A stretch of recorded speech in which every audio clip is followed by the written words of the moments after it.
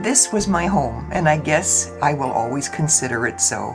And some of my best memories were here at 121 Marsh Street, Tyler, Minnesota, in the southwestern corner of the state. I was baptized at Danebo, the Danish Lutheran Church, where my dad rode his horse to the Danebo Stone Hall in the 1920s to learn to speak English.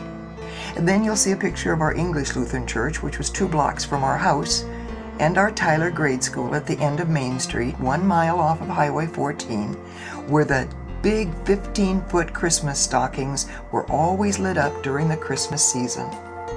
Downtown Tyler was 1 block long and 1 block from our house. The band shell in the park, where I played with the band in the summer, was at the end of our street past the railroad ties. They used to say that if you were a real Dane, then you lived on the other side of the tracks, closer to Danebo. Currently, the population in Tyler is about 1,100, not much difference from when I was young. But there are 6 churches, a golf course, and an airport, and the school district had to merge and is no longer the Tyler Danes that we grew up with, but is now the Russell Tyler Ruthton, or RTR Knights. Our street was a kid's dream, with Babe and Squeak at the end with their boys Junior and Danny, and behind them was Shirley and Robert. Across from them was Barbara and Dorothy and Wayne Knapp, and across the park was Kay, and then the McGandy girls, whose dad owned the ice house, were across the street from the hatchery. Nellie was the telephone operator who made it really easy for us to find each other because she listened in on the phone conversations. Our phone was on the kitchen wall, and I had to stand on a stool to reach it and then crank it until Nellie answered. So at the other end of the street was Chris Jacobson, the town policeman, and then it was Bonnie and Bobby and Rich Jensen, their family. I think it then was Perline's house, and I think Tuppy was next. But the kids came from all over town to our backyard. Janice, Connie, Virgil, Dale, and lots more. I know I've forgotten a few names, but we moved in 1952 and I never really lived in Tyler again, just visited. But the memories are still very strong. We had a tree house, a playhouse that we used flour and water to make a paste to wallpaper the inside with pictures from magazines. We had a teeter-totter, swings, and a homemade swimming pool in the summer. Dad hung a basketball net on the hatchery wall, and the boys had tournaments in the driveway with trophies. In the winter, we took our skates to the ice rink behind the powerhouse across from the park, or we went down to the sewer ditch behind the school to skate and slide with our sleds. We rode our bikes all over town, but we never went to the county fair on our bikes. We would walk clear down to the end of the street past the Rockmams, who were the barber, and then the family next to them that raised the minks. And then the Dam family lived between the school and the fairgrounds, and they owned the Oldsmobile dealership. The piano teacher was Mrs. Straub, who was on Main Street, and her husband Charlie was the janitor at the school. Kind of across from the Opera House, where we tried to have teen dances, and up the street was the only movie theater in town. Up the street from there was the drugstore, a pool hall, the bank, the post office, the library, and the meat locker, and the Chat and Chew Cafe. A grocery store, and there was a real dime store next to the K&K. And a few blocks away was Janice and her mom Pearl, who was the cook at the school, and her dad Carl was one of my dad's childhood friends. Oh, and there were so many stories I could tell you. But just know that I think Tyler, Minnesota was the real Norman Rockwell painting, with wonderful families and parents who worked together to make it a wonderful place to grow up. As you view these memories, you'll see our front yard, the backyard, the garage, all sides in the front of the hatchery where my dad worked.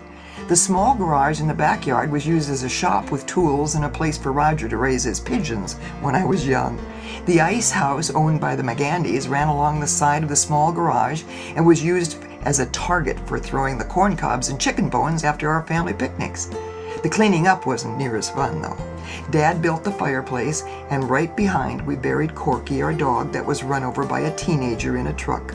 Roger took the little red wagon and he picked Corky up, brought him home for the funeral. You'll see a picture of Dad in the midst of the corn, which Roger and I used to weed, along with the rest of the garden, including potatoes, carrots, cabbage, and a myriad of vegetables which Mom canned and stored in the basement on shelves that Dad built. We picked choke cherries from the tree in the backyard. Mom made jelly and jam from that, and the real cherry tree. There was another building by the garden which Dad used for a chicken yard for our family to have fresh chicken any day of the week. The problem was when we went to a restaurant to eat, which wasn't very often, all of us kids would order chicken. It would drive my dad nuts. So Lake Benton, where my grandparents lived, was 7 miles away. Many times we would be driving down to Lake Benton, go fishing with Grandpa, or just spend the Sunday afternoon. The other relatives, the Olds, the cousins were out on the farm. We had a lot of get-togethers. Our other cousins from here on South Dakota would drive over. It's just a 2-hour drive.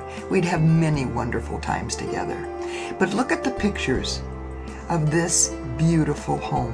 The vibrant colors in the spring and summer and the fall seasons are showing off my mother's pride and joy, her flowers, her trees, and the garden in the back of the property. When we moved to Barnum, you'll see the Maplewood home we lived in for 6 years next to the high school, with the rolling lawns and the majestic trees that bordered the long, winding driveway. But then when our family moved back to Tyler, the next memories you're going to see are of winter scenes all around our house, the backyard, the bird feeder, the chicken hatchery, and the willow tree that floats with the wind. We washed our clothes, by the way, with an old wringer washer when I was very young, and eventually we got an electric washing machine, which was in the basement. We hung our clothes out on the clothesline that ran along the side of our property beside Grandpa Ed next door.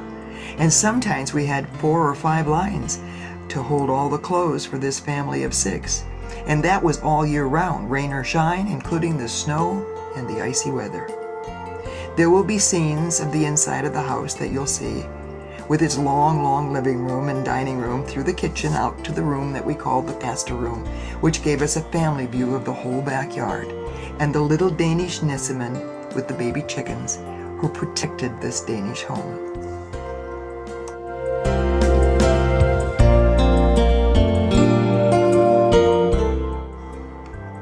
The doors in our house were never locked unless it was with an old skeleton, and the wood stud beside the garage door held all the measurements of the kids and the grandkids as we grew. The snow was so deep one year that Dad tied a rope to the garage door, and he found his way over the driveway to the door of the hatchery. He had to be there to turn the incubators because the chickens were hatching. So he would come home for lunch and dinner, but would get up in the middle of the night to attend to the baby chicks.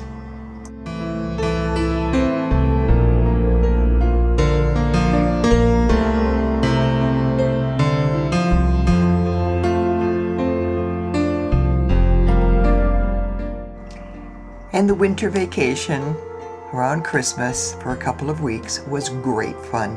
When it was snowing, we played canasta and Monopoly and any other board game you could imagine. And when Dad came home for lunch, either Mom or I would go out and make lunch, and he'd sit in and play the game until lunch was ready. We had a great time as a family. And this is one of our family picnics, and there's the ice house, and there's Grandpa and there's Grandma. I think we probably had bullheads, fresh fried in flour and butter, corn on the cob, get any better.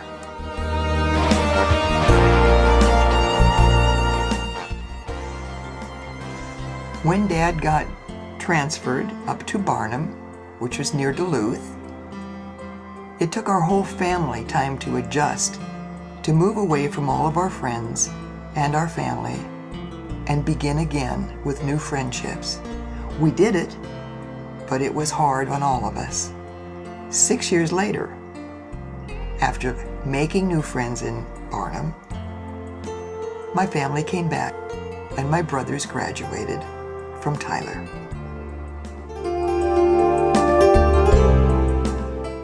However, my oldest brother Roger had to go to Barnum for his senior year, which was really difficult for him.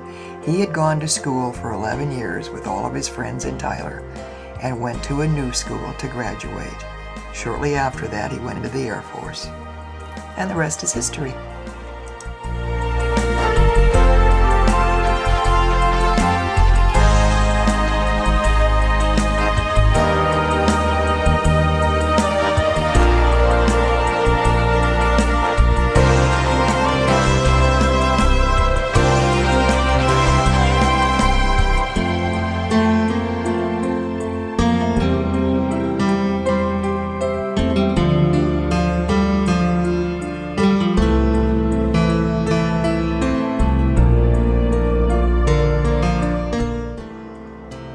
Mom and Dad came back and got right back into all of the activities that they were in before, working with the church, working with the Boy Scouts, working with the school.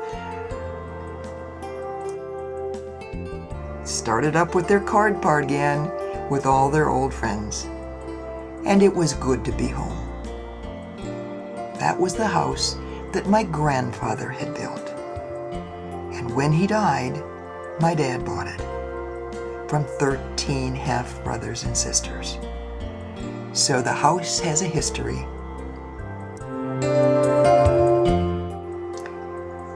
Forgot to tell you that one afternoon in the middle of winter, Mom decided she wanted to add on to the house, and so when Dad got home that night during a pretty bad snowstorm, there was a hole in the front room with the snow coming in.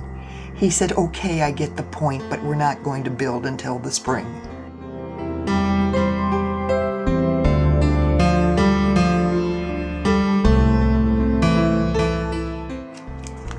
Sitting out in the canister room overlooking the backyard, Dad decided one day, I'm going to build a bird house so that the birds will be able to be taken care of during the winter. So he did. And then he built a birdhouse that the squirrels wouldn't get into because they were stealing the food from the birds. And he said, that's not enough. Now I have to put a heater in because the water for the birds is freezing. So he was very careful about taking care of all the animals that came around the house.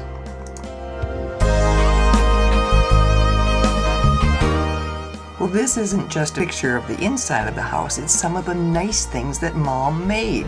She crocheted, she embroidered, she did the Danish stitch, she made the beautiful gold tablecloth, crocheting, wonderful, wonderful things for their house. I guess the most important thing is that not only did she make these things, but she used them. We used wonderful dishes. She had several sets, but wonderful, beautiful tablecloths and dishes, and everything had to be just right when we had our family dinners on the special occasions. She loved her home, loved decorating for all the seasons. I guess that's why this little movie is so important, because I want my grandchildren to be able to see our lives in the 1940s, 50s, and all the way through the 1990s. I want them to understand that my heart still warms when I think of this house and its memories, and I catch my breath like I used to when I was just about home. Driving home from school, driving home from wherever I had come from to 121 Marsh Street.